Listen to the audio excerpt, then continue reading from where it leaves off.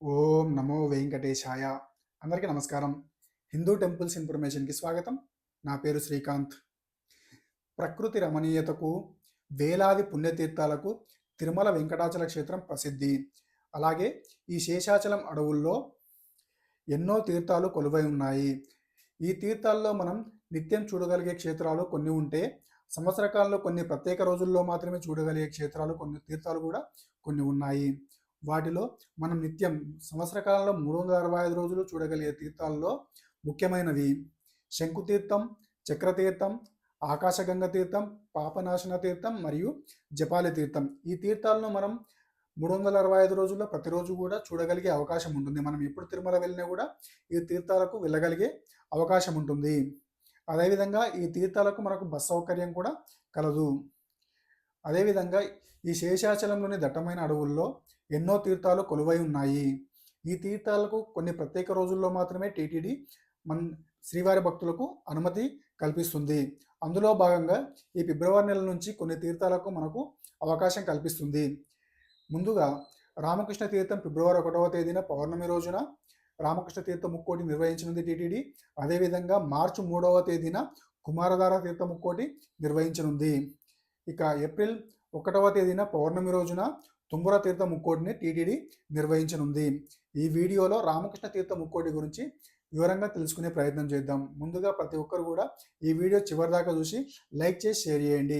అదేవిధంగా తిరుమల తిరుపతి తాజా సమాచారం అందించే ప్రయత్నం చేస్తున్న మన హిందూ టెంపుల్స్ ఇన్ఫర్మేషన్ ఛానల్ని సబ్స్క్రైబ్ చేసుకొని సపోర్ట్ చేయండి. ఓం నమో వెంకటేశాయ. తిరుమల వెంకటాచల క్షేత్రం వేలాది పుణ్యతీర్థాలకు ప్రసిద్ధి. ఈ వెంకటాచలం శేషాచలం అడవుల్లో ఎన్నో పుణ్యతీర్థాలు కొలువై ఉన్నాయి. ఈ పుణ్యతీర్థాల్లో మనం నిత్యం చూడగలిగే తీర్థాలు కొన్ని ఉన్నాయి.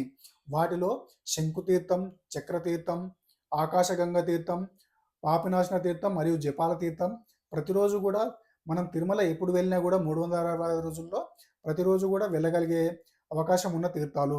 ఈ తీర్థాల్లో శంకుతీర్థం వైకుంఠ క్యూ కాంప్లెక్స్ 2కి దగ్గరలో ఉంటుంది.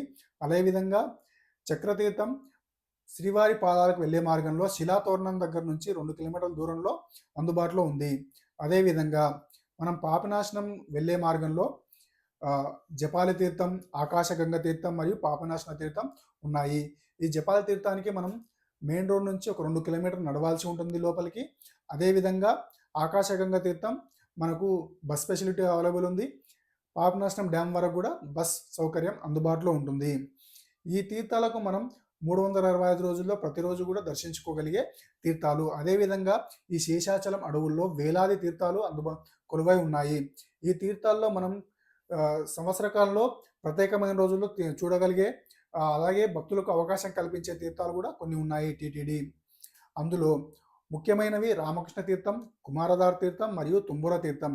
ఈ రామకృష్ణ తీర్థం ముక్కోటిని ఫిబ్రవరి 1వ తేదీన పౌర్ణమి రోజున టీటీడీ నిర్వహించనుంది.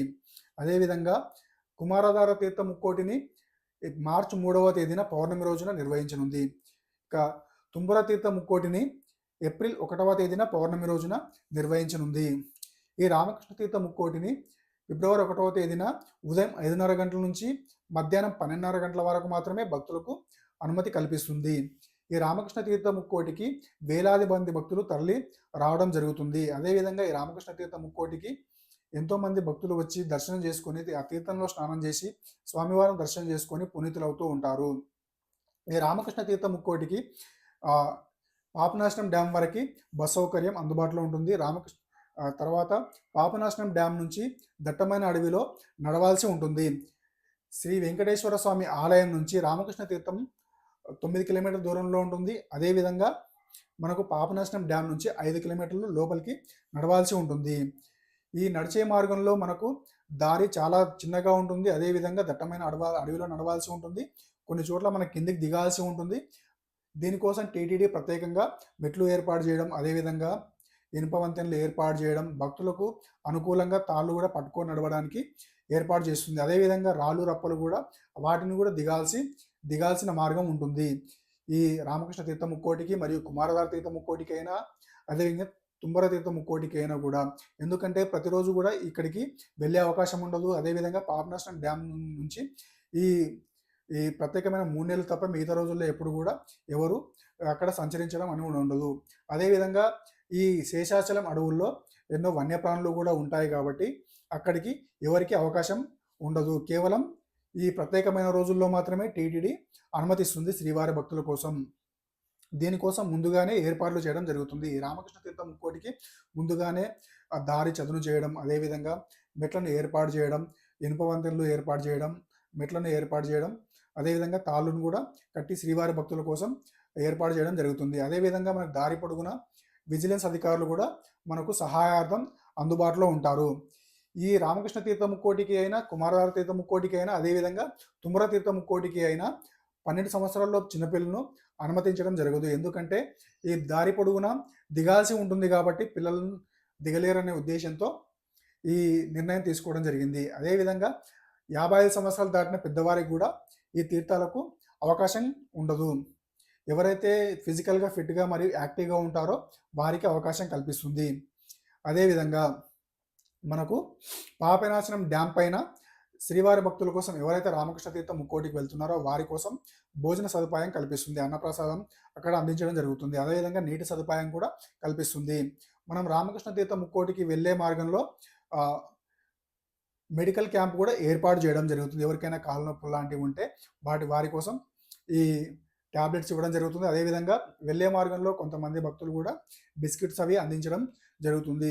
అదేవిధంగా ఎవరైతే రామకృష్ణ తీర్థం ముక్కోటికి వెళ్తున్నారో వారి కోసం ఫుడ్ ప్యాకెట్స్ కూడా ప్యాకింగ్ చేసి అందించడం జరుగుతుంది టీటీడీ. ఇప్పుడు రామకృష్ణ తీర్థ స్థల పురాణం గురించి తెలుసుకునే ప్రయత్నం చేద్దాం.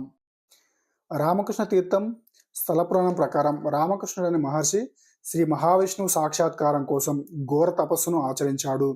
తపోనిష్ఠుడు అయిన మహర్షి చుట్టూ పుట్టలు పొదలు పెరిగిపోయాయి. అయినా మహర్షి చలించకుండా తపస్సును కొనసాగించాడు అట.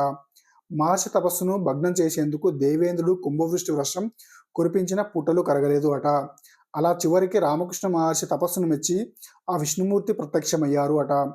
మకర మాసం పుణ్యమి నక్షత్రాయుక్త పౌర్ణమి నాడు స్వామివారు ప్రత్యక్షమవడంతో సకల దేవతలు దిక్పాలకులు తీర్థంలో స్నానం చేసి పునీతులయ్యారు అట.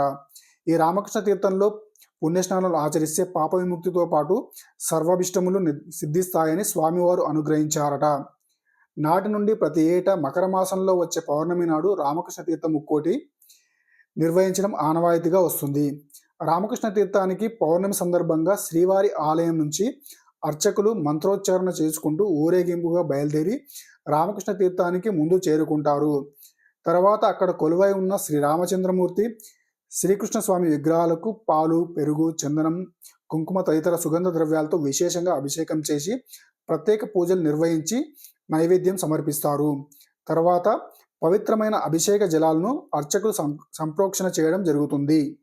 పాపనాశనం డ్యామ్ నుంచి 5 కిలోమీటర్ల దూరంలో ఉన్న రామకృష్ణ తీర్థానికి ఈ దట్టమైన అడవిలో రాళ్ళు రప్పలు దేవుకుంటూ, అదేవిధంగా ఈ రుకు మార్గంలో నడుచుకుంటూ సాహసోపత యాత్ర చేసిన తర్వాత ఇక్కడికి రామకృష్ణ తీర్థానికి చేరుకున్న తర్వాత ముందుగా రామకృష్ణ తీర్థంలో స్నానాలు ఆచరించడం జరుగుతుంది. ఆ తర్వాత స్నానం ఆచరించిన తర్వాత ఇక్కడ కొలువై ఉన్న శ్రీ రామచంద్రమూర్తిని మరియు శ్రీకృష్ణ స్వామి వారిని దర్శించుకోవడం జరుగుతుంది. అదేవిధంగా కొందరు భక్తులు ఇక్కడ పూజలు కూడా నిర్వహించడం జరుగుతుంది. ఆ తర్వాత ఇక్కడే కొంతసేపు శ్రీవారి భక్తులు సేద తీరుతూ ఉంటారు. అదేవిధంగా ఫోటోలు, వీడియోలు తీసుకోవడం జరుగుతుంది. వెళ్ళేటప్పుడు తమ వెంబడి ఇక్కడ రామకృష్ణ తీర్థంలోని కొంత నీటిని తీసుకెళ్లడం జరుగుతుంది. ఈ విధంగా రామకృష్ణ తీర్థం ముక్కోటి టీటీడీ అత్యంత ఘనంగా నిర్వహించడం జరుగుతుంది. ఈ వీడియోలో కనిపిస్తున్న విజువల్స్ 2025 సంవత్సరంలో రామకృష్ణ తీర్థం ముక్కోటికి సంబంధించిన విజువల్స్. 2026 సంవత్సరంలో ఎవరైతే రామకృష్ణ తీర్థం ముక్కోటికి వెళ్తున్నారో వారు ఈ వీడియో చూసి లైక్ చేసి షేర్ చేయండి. అదేవిధంగా మీ అభిప్రాయాన్ని కామెంట్ ద్వారా తెలియజేయండి. ఈ ఇన్ఫర్మేషన్ కనుక మీకు నచ్చితే ఈ వీడియో లైక్ చేసి షేర్ చేయండి. అదేవిధంగా మన హిందూ టెంపుల్స్ ఇన్ఫర్మేషన్ ఛానల్ని సబ్స్క్రైబ్ చేసుకొని సపోర్ట్ చేయండి. ఓం నమో వెంకటేశాయ. జై శ్రీరామ్.